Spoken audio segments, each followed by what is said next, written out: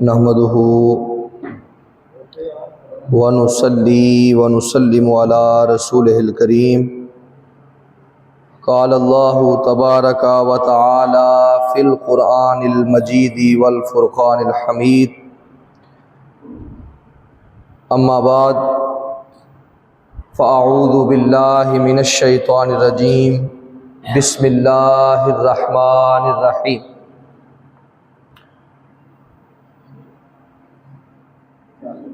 قل يا أيها الناس إني رسول الله إليكم جميعا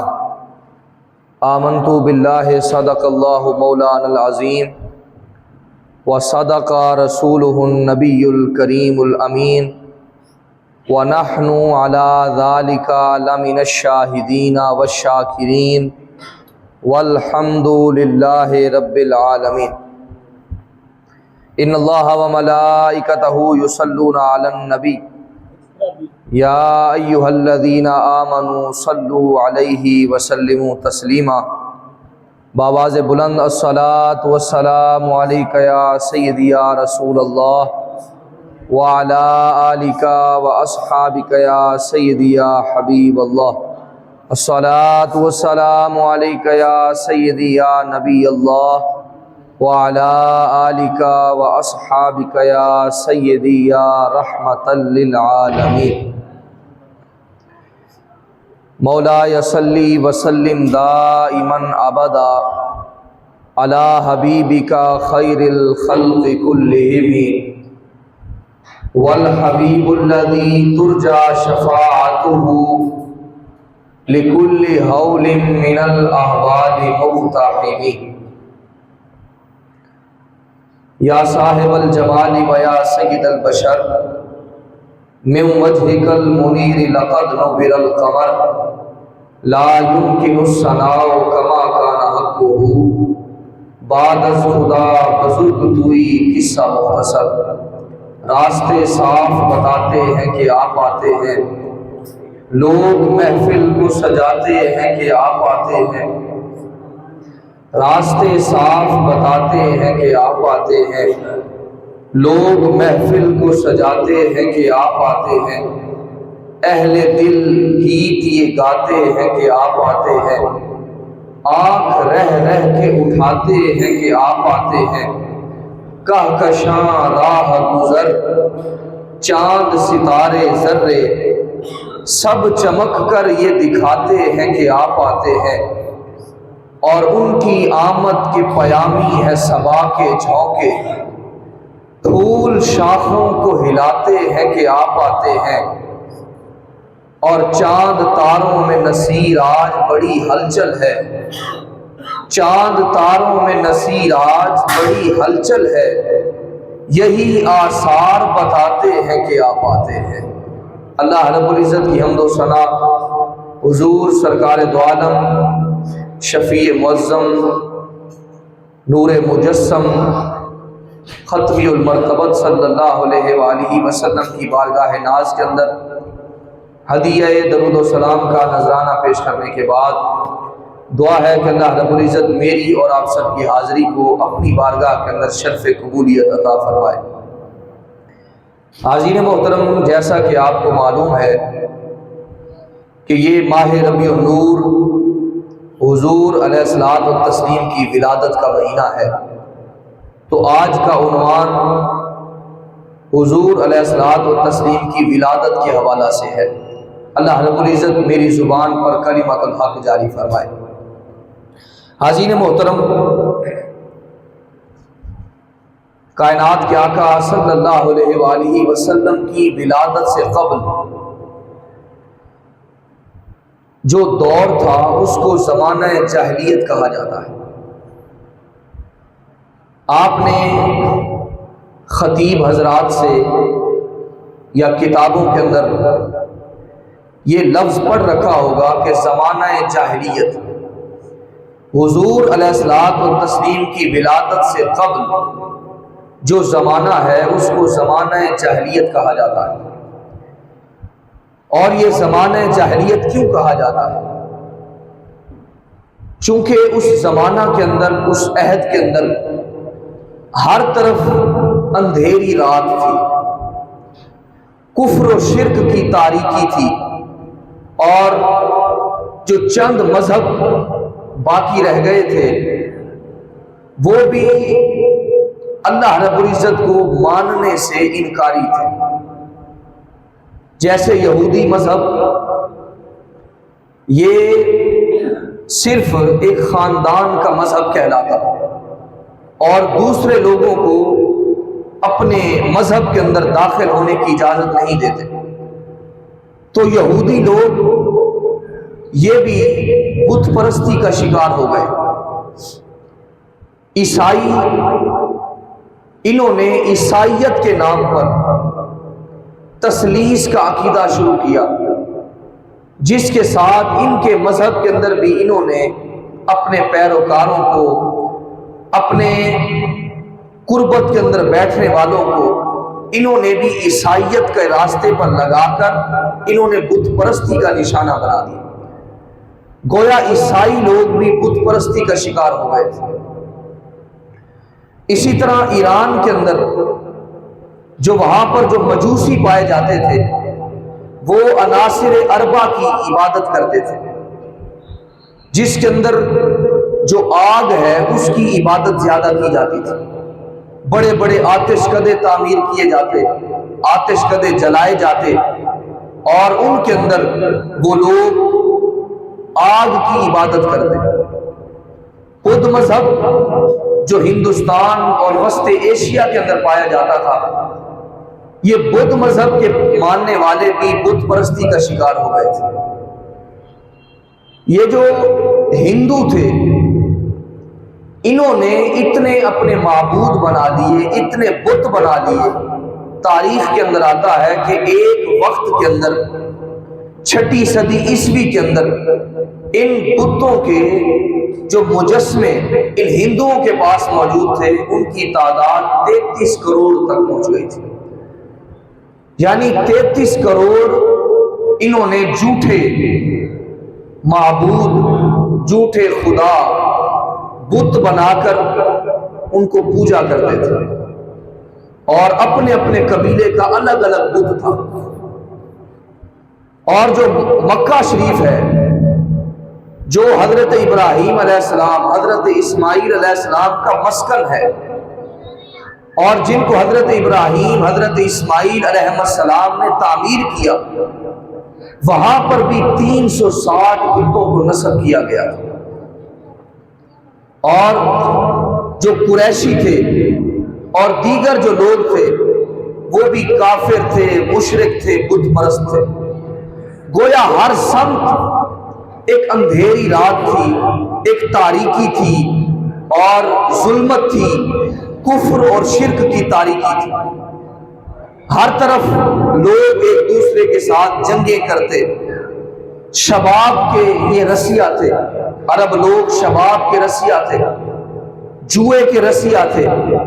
بیٹی کو زندہ درگور کر دیتے تھے، کسی کا مال ناحق غصب کر لیتے تھے، کسی پر ظلم کر دیتے تھے، اور کسی کا حق چھین لیا کرتے تھے۔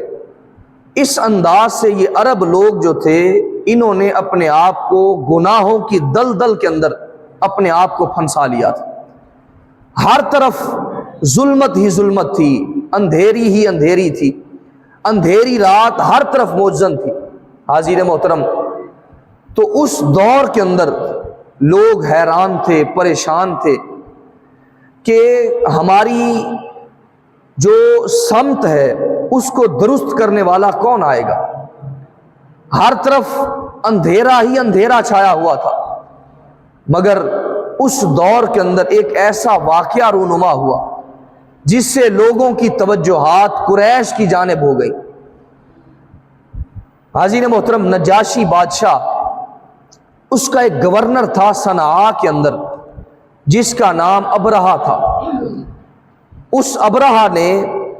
جب یہ معلوم کیا کہ مکہ شریف کے اندر ایک کعبہ شریف ہے اور لوگ اس کی عبادت کرتے ہیں، اس کے سامنے اپنی عز و نیاز پیش کرتے ہیں، اس کی تعظیم کرتے ہیں، دور دراز علاقوں سے لوگ آتے ہیں، حج کرتے ہیں، عبادت کرتے ہیں، اس مقام کی زیارت کرتے ہیں۔ اب اس ابرہہ نے اپنے صنعاء علاقے کے اندر اس نے ایک بہت بڑا گرجا تعمیر کیا اور بہت بڑی عمارت تعمیر کی، اور اس کا مقصد یہ تھا کہ اس عمارت کو بھی دور دراز سے لوگ دیکھنے کے لیے آئیں، اس کی عبادت کرنے کے لیے آئیں، اس کی تعظیم کرنے لگیں۔ حاضرین محترم، لوگ دور دراز سے اس کو دیکھنے کے لیے کیا آتے، مگر ایک اللہ کا نیک بندہ اس نے رات کی تاریکی کے اندر اس محل کے اندر جو ابرہہ نے بنایا تھا، اس عمارت کے اندر، وہ رات کی تاریکی کے اندر پہنچتا ہے، تنہائی کے اندر جا کر اس کو قضائے حاجت کے ساتھ نجس کر دیتا ہے، ناپاک اور گندا کر دیتا ہے۔ جب صبح ہوئی، ابرہہ کو محسوس ہوا، اس کو پتہ چلا کہ میری عمارت کو، میرے مندر کو، اس گرجے کو ناپاک کر دیا گیا ہے، لہٰذا اس نے اس بات کا عہد کیا کہ میں تب تک آرام سے نہیں بیٹھوں گا جب تک معاذ اللہ کعبہ شریف کی عمارت کو زمین تک نہیں پہنچا دوں، عمارت کو منہدم نہیں کر دوں گا، اس کو گرا نہیں دوں گا، تب تک میں آرام سے نہیں بیٹھوں گا۔ حاضرین محترم، محمود ہاتھی پر سوار ہوا، ہاتھی کا نام محمود تھا، اس ہاتھی پر سوار ہوا، اپنا لاؤ لشکر لے کر، لوگوں کا ہجوم لے کر، ایک بہت بڑا قافلہ اور لشکر لے کر کعبہ شریف کی جانب رواں دواں ہو جاتا ہے۔ جب قریش کے لوگ اس منظر کو دیکھتے ہیں، اتنے بڑے قافلے کو دیکھتے ہیں، تو وہ سمجھ جاتے ہیں کہ اس قافلے کا ہم مقابلہ نہیں کر سکتے، لہٰذا اس بات پر متفق ہوتے ہیں کہ جو کعبہ کا رب ہے وہی اس کی حفاظت فرمائے گا، لہٰذا اس کعبہ کو کوئی نہیں گرا سکتا، اس پر کوئی حملہ نہیں کر سکتا، لہٰذا کعبہ کا رب اس کی حفاظت فرمائے گا۔ قریش کے لوگ پہاڑوں پر چلے گئے اور اللہ کے حضور دعائیں کرنے لگے، مولا روئے زمین پر ایک ہی تیرا گھر ہے، خانہ خدا ایک ہے، لہٰذا مہربانی فرما، اس کی حفاظت فرما۔ اللہ رب العزت نے ابابیلوں کے ذریعے، چھوٹے چھوٹے پرندوں کے ذریعے اللہ رب العزت نے اس لشکر والوں کو تباہ و برباد کر دیا۔ ابابیل چھوٹے پرندے اپنی چونچوں کے اندر، اپنے پنجوں کے اندر چھوٹے چھوٹے کنکر لے کر آتے اور وہ کنکر اوپر سے پھینکتے، جس کو وہ کنکر لگتا وہ وہیں پر ہلاک ہو جاتا، اور یوں وہ سارا لشکر ہلاک ہو گیا۔ اور اللہ رب العزت نے اس واقعے کو قرآن مقدس کے اندر بیان فرمایا الم تری کیف فعل ربک باصحاب الفیل، اے حبیب کیا آپ نے نہ دیکھا کہ ہم نے ہاتھی والوں کے ساتھ کیا کیا؟ یہ پوری سورہ مبارکہ سورۃ الفیل اس واقعے پر دلالت کرتی ہے۔ حاضرین محترم، جب یہ واقعہ ہوا تو لوگ قریش کی طرف ان کی توجہ ہو گئی، اور جیسے اندھیری رات کے بعد شفق کی سرخی آسمان پر ابھرتی ہے، محسوس ہوتا ہے کہ اب صبح آنے والی ہے، جیسے خزاں کے بعد بہار کا موسم آنے لگتا ہے تو درختوں پر ایک ہریالی پیدا ہو جاتی ہے، اسی طرح ہی اس تاریک زمانے کے اندر، اس ظلمت کے دور کے اندر، جہاں پر ہر طرف تاریکی تھی، ہر طرف اندھیرا تھا، ہر طرف کفر اور شرک، ہر طرف بت پرستی کا رواج تھا، اس دور کے اندر جب یہ ٹھنڈی ہوا کا جھونکا لوگوں کے محسوس ہوا تو لوگوں کو یہ محسوس ہوا کہ شاید اللہ رب العزت کی رحمت جوش کے اندر آنے والی ہے، ہمارے حالات تبدیل ہونے والے ہیں، ہماری سمت درست ہونے والی ہے، اور ہمیں کسی ایک ہستی کی طرف ہمارا جو چہرہ ہے وہ موڑا جانے والا ہے۔ حاضرین محترم، اس ظلمت کی تاریکی کے اندر، اس گرم اور تپتے ہوئے ماحول کے اندر جب یہ ٹھنڈی ہوا ہوئی تو ہر طرف جہاں پر لوگوں کو انتظار تھا وہاں پر شمس و قمر کو بھی انتظار تھا، ہر طرف انتظار ہی انتظار تھا. شمس و قمر کو اس کا انتظار تھا کہ شمس و قمر جو ہر طرف بت پرستی کو دیکھ دیکھ کر تھک چکے تھے، آقا کریم علیہ السلام کا انتظار یتیموں کو تھا جن کے سر پر دست شفقت رکھنے والا کوئی نہیں تھا. حضور کا انتظار بیواؤں کو تھا جن کے دامن کے اندر صرف بیوگی کا داغ تھا اور اس داغ کے سبب اس کو حق کے انسانیت سے محروم کر دیا جاتا تھا. آقا کریم علیہ السلام کا انتظار خشکی اور تری کو تھا، حاضرین محترم، جو فساد سے بھر چکے تھے. اور حضور علیہ الصلوۃ والتسلیم کا انتظار ان بچیوں کو تھا جن کو زندہ درگور کر دیا جاتا تھا. آقا کریم علیہ السلام کا انتظار آسمان کو تھا جو ہر طرف توحیدی سجدوں کو دیکھنے کے لیے ترس چکا تھا. حاضرین محترم، کائنات کے آقا صلی اللہ علیہ وآلہ وسلم کا انتظار ہر طرف انتظار ہی انتظار تھا. نبی انتظار کرتے رہے اور بحیرہ راہب انتظار کرتا رہا، نستورہ راہب انتظار کرتا رہا، انبیاء کرام علیہ السلام دعائیں مانگتے رہے. اور یہ ہستی جس کا ہر ایک کو انتظار تھا اور یہ ہستی کا انتظار ختم ہوا. حاضرین محترم، 12 ربیع الاول پیر کے دن آمنہ کے لال کے گھر، آمنہ کے لال حضور نبی اکرم صلی اللہ علیہ وآلہ وسلم حضرت آمنہ کے گھر جلوہ گر ہوتے ہیں. اور آج آمنہ مائی دی عظمت توقیر ودھائی جانیے، کل دولت کن تو کنزن دی جھولی وچ پائی جانیے. اج جنگلاں جنت بننا ہے، جنتاں تے جوبن آمنے نے اگ ساری آتش خانیاں دی گلزار بنائی جانی ہے. جس کا ہر طرف انتظار کیا جا رہا تھا وہ انتظار ختم ہوا اور 12 ربیع الاول کی صبح کائنات کی سب سے بڑی نعمت کا اللہ رب العزت نے ظہور فرما دیا. سب سے بڑی نعمت حاضرین محترم اس دھرتی پر تشریف لے آئی، لے کے پیغام طرب باد بہاری آ گئی، سلسبیل رحمت و الطاف باری آ گئی، قسمت عالم سنور جانے کی باری آ گئی، صاحب ختم نبوت کی سواری آ گئی. اور اوج گردوں پر مقدر کا ستارہ آ گیا، آمنہ کی گود میں ایک ماہ پارا آ گیا،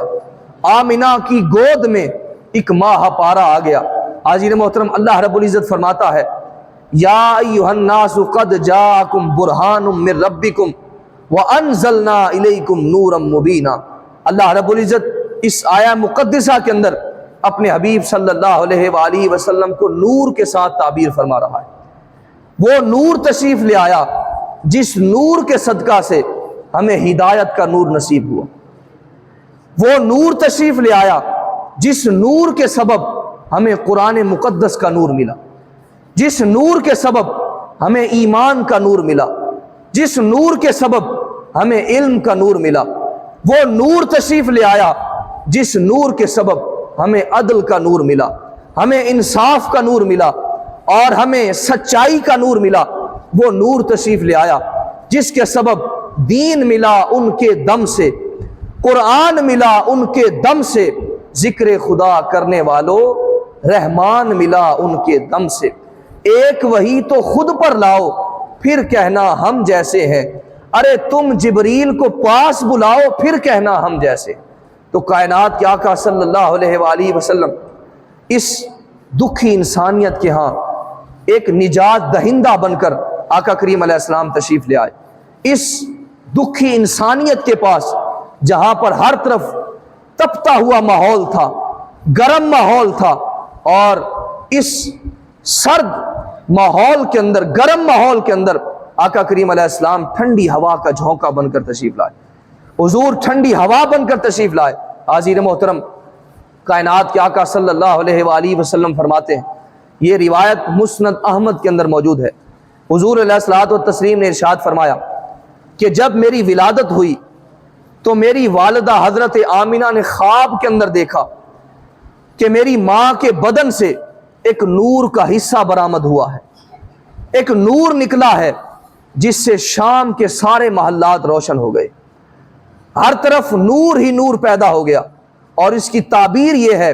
حاضرین محترم کہ آقا کریم علیہ السلام کی ولادت کے سبب جہاں جہاں پر تاریکی تھی، جہاں جہاں پر ظلمت تھی، جہاں جہاں پر اندھیرا تھا، آقا کریم علیہ السلام کے نور کے سبب اس تاریکی کو نور کے اندر تبدیل فرما دیا، اس اندھیرے کو روشنی کے اندر تبدیل فرما دیا، اس ظلمت کو ایک روشنی کے اندر تبدیل فرما دیا گیا۔ تو حاضرین محترم، آقا کریم علیہ السلام کی آمد سے قبل ہر طرف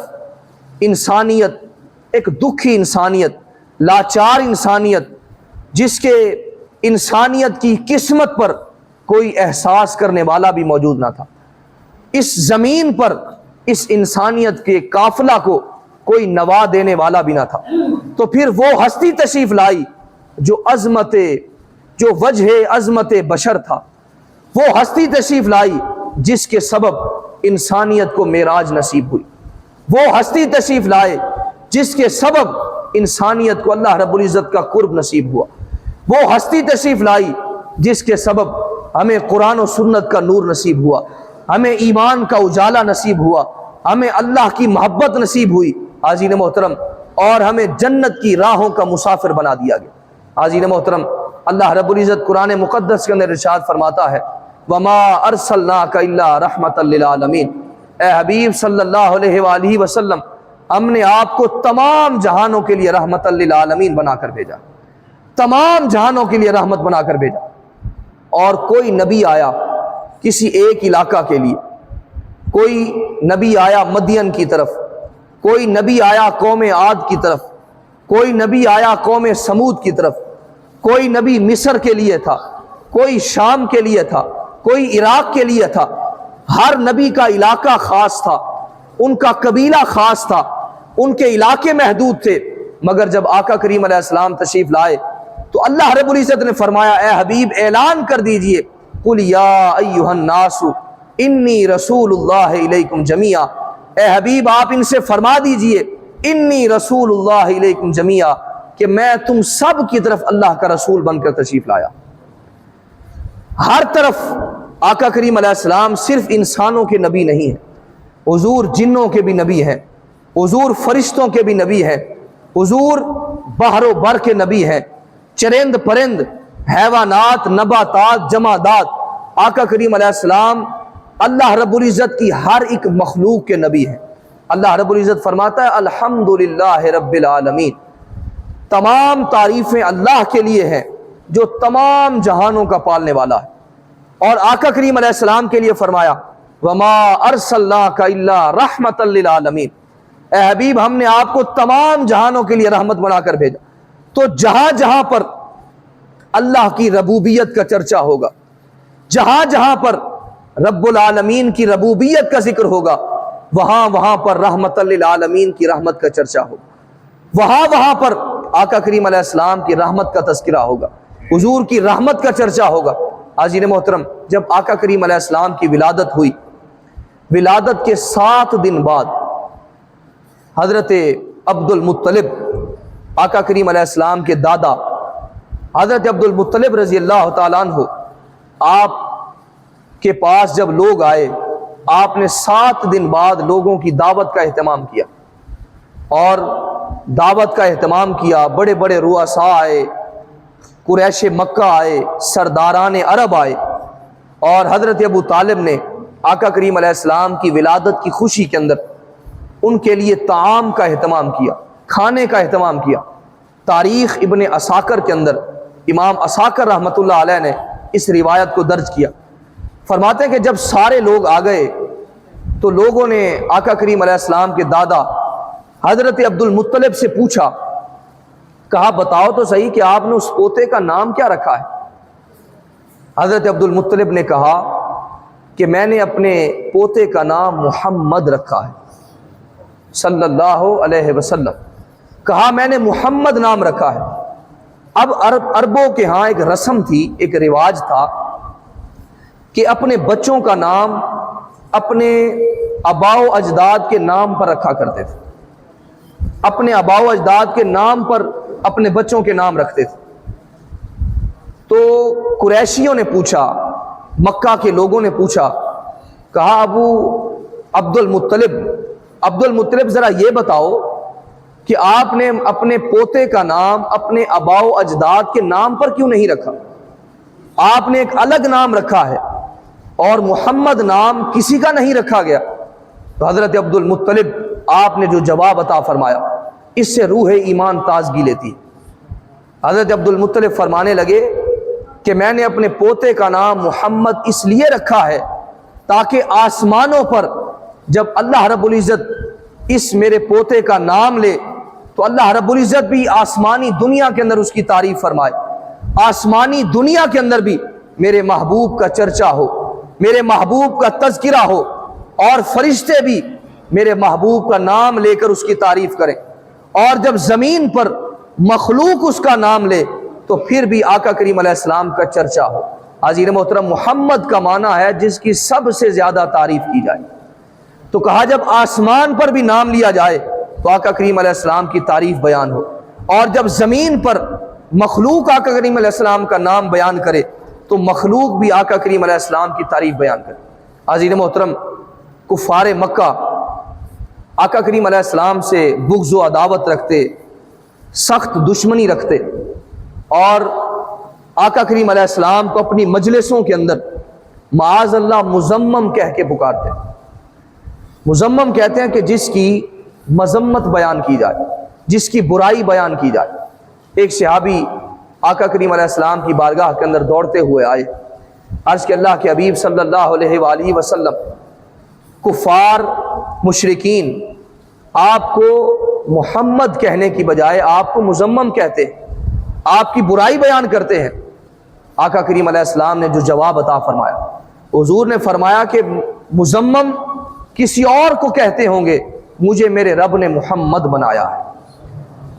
محمد وہ ہوتا ہے جس کی سب سے زیادہ تعریف کی جائے، کہا میرے رب نے مجھے محمد بنایا ہے۔ تو یہ وہ نور ہے جس نور کے سبب ہر نور کو تخلیق کیا گیا۔ حاضرین محترم، تمام فرشتے اور حضرت آدم علیہ السلام کی ولادت سے قبل جب آدم علیہ السلام ابھی پانی اور مٹی کی کشمکش کے اندر تھے، کنت نبیا وآدم بین الروح والجسد، ایک روایت کے اندر فرمایا کنت نبیا وآدم بین الماء والطین، جب حضرت آدم علیہ السلام ابھی پانی اور مٹی کے درمیان تھے، آقا کریم علیہ السلام فرماتے ہیں کہ میں اس وقت بھی نبی تھا، اس وقت بھی نبی تھا۔ حاضرین محترم، تو آقا کریم علیہ السلام وہ ہستی ہیں کہ حضرت آدم علیہ السلام نے آپ کے نام کے سبب اللہ رب العزت کے حضور دعا مانگی تھی، اور آپ کی توبہ کو قبول کیا گیا تھا، آپ کی توبہ قبول کی گئی، اور اللہ رب العزت نے پوچھا آدم مجھے بتاؤ، ابھی میں نے اس ہستی کو پیدا نہیں فرمایا، ابھی اس کو تخلیق نہیں فرمایا، ابھی دنیا کے اندر مبعوث نہیں فرمایا، مجھے بتاؤ کہ تمہیں اس کا کیسے پتا چلا؟ حضرت آدم علیہ السلام عرض کرتے ہیں مولا، جب تو نے مجھے تخلیق فرمایا اور میرے اندر روح ڈالی گئی، تو جب میں نے سب سے پہلے آنکھیں کھولی تو میں نے آسمان پر لکھا ہوا دیکھا لا الہ الا اللہ محمد رسول اللہ۔ عرض کرتے ہیں مولا کہ میں اس وقت جان گیا یہ ہستی کوئی عام ہستی نہیں ہے کہ جس کا نام اللہ کے نام کے ساتھ ملا کر لکھا گیا۔ عرض کرتے ہیں مولا میں اس وقت جان گیا تھا کہ یہ ہستی عام ہستی نہیں ہے۔ اللہ رب العزت نے فرمایا آدم یہ وہ ہستی ہے کہ جس کا آسمانوں پر نام احمد ہوگا اور زمین پر نام اس کا محمد ہوگا، زمین پر نام اس کا محمد ہوگا اور آسمانوں پر نام احمد ہوگا۔ اور فرماتے ہیں اللہ رب العزت نے ارشاد فرمایا آدم اگر میں اس کو پیدا نہ فرماتا، اگر میں اس کو پیدا نہ فرماتا تو میں تجھے بھی پیدا نہ فرماتا، میں زمین و آسمان کو بھی پیدا نہ فرماتا، حتیٰ کہ میں پوری کائنات کو ہی پیدا نہ فرماتا۔ یہ وجہ تخلیق کائنات ہے، یہ نور، اس نور کے سبب ہم سب کو اجالا نصیب ہوا، اس نور کے سبب دکھوں کو سہارا ملا، اس نور کے سبب یتیموں کے سر پر دست شفقت رکھا گیا۔ حاضرین محترم، ہر طرف جہاں پر یتیموں کے ساتھ ناحق ظلم کیا جاتا، جہاں پر بیوہ عورتوں کے ساتھ ظلم کیا جاتا، جہاں پر بچیوں کو زندہ درگور کر دیا جاتا، جہاں پر عرب کے معاشرہ کے اندر کسی چھوٹی سی بات پر جنگ ہو جاتی تو 40 سال تک وہ جنگ جاری رہتی، اور اس جنگ کے نتیجہ کے اندر کئی ہزار لوگ اپنی جان کی بازی ہار جاتے۔ اس ظلمت کے دور کے اندر کائنات کے آقا صلی اللہ علیہ وآلہ وسلم تشریف لائے، اور ہر طرف اجالا ہی اجالا ہوا، اور ہر پستی بلندی کے اندر تبدیل ہوتی نظر آئی، ہر اندھیرا اجالے کے اندر تبدیل ہوتا نظر آیا۔ تو آقا کریم علیہ السلام کی ولادت کے سبب ہر طرف رونقیں ہوئیں، ہر طرف بہاریں ہوئیں، اور ہر ایک کو خوشی نصیب ہوئی، اور اللہ رب العزت نے اس پر خوشی منائی۔ اور آقا کریم علیہ السلام سے پوچھا گیا، یا رسول اللہ صلی اللہ علیہ وسلم، یا حبیب اللہ، کہ آپ پیر کے دن کا روزہ کیوں رکھتے؟ پیر کے دن آپ روزہ کیوں رکھتے ہیں؟ آقا کریم علیہ السلام نے فرمایا، میں اس وجہ سے روزہ رکھتا ہوں کہ اس دن اللہ رب العزت نے مجھے مبعوث فرمایا ہے، اس دن مجھے پیدا فرمایا ہے، تو اس لیے میں شکرانے کے طور پر اپنا میلاد مناتا ہوں۔ تو میلاد منانا یہ آقا کریم علیہ السلام کی سنت ہے، حضور کی سنت ہے۔ اور حضرت عیسیٰ علیہ السلام نے فرمایا تھا، وَالسَّلَامُ عَلَيَّ يَوْمَ وُلِدتُّ وَيَوْمَ أَمُوتُ وَيَوْمَ أُبْعَثُ حَيًّا، فرمایا کہ سلامتی ہو اس دن پر جس دن میں پیدا ہوا، اور یوم اموت، اور اس دن پر جس دن مجھے موت آئے گی، وَيَوْمَ أُبْعَثُ حَيًّا، اور اس دن پر جس دن میں دوبارہ زندہ کیا جاؤں گا، یعنی قیامت کے دن۔ تو حضرت عیسیٰ علیہ السلام جس دن پیدا ہوں تو اللہ رب العزت اس دن کو سلامتی کا دن فرمائے۔ قرآن مقدس کے اندر حضرت عیسیٰ علیہ السلام کا یہ قول درج ہے، آپ نے فرمایا کہ اس دن پر سلامتی ہو جس دن مجھے پیدا کیا گیا۔ تو جس دن حضرت عیسیٰ علیہ السلام پیدا ہو اس دن تو سلامتی ہو، اور جس دن امام الانبیاء پیدا ہو اس دن سلامتی کیوں نہ ہو؟ جس دن کے سبب یہ ساری رونقیں نصیب ہوئی، جس خوشی کے سبب، جس نعمت کے سبب اللہ رب العزت نے یہ ساری نعمتیں عطا فرمائیں۔ لقد من اللہ علی المؤمنین اذ بعث فیہم رسولا، فرمایا اللہ رب العزت نے ارشاد فرمایا کہ میں نے مومنوں پر احسان فرمایا کہ ان کے اندر میں نے اپنا محبوب مبعوث فرما دیا۔ تو جتنی بھی نعمتیں عطا فرمائیں اللہ رب العزت نے کوئی احسان نہیں جتایا، مگر جب حضور علیہ الصلوۃ والتسلیم کو اس دکھی انسانیت کے اندر بھیجا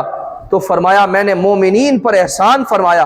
کہ میں نے اپنا محبوب، اپنا حبیب ان کے اندر مبعوث فرما دیا ہے۔ تو حاضرین محترم، یہ مہینہ یقیناً بڑا بابرکت مہینہ ہے،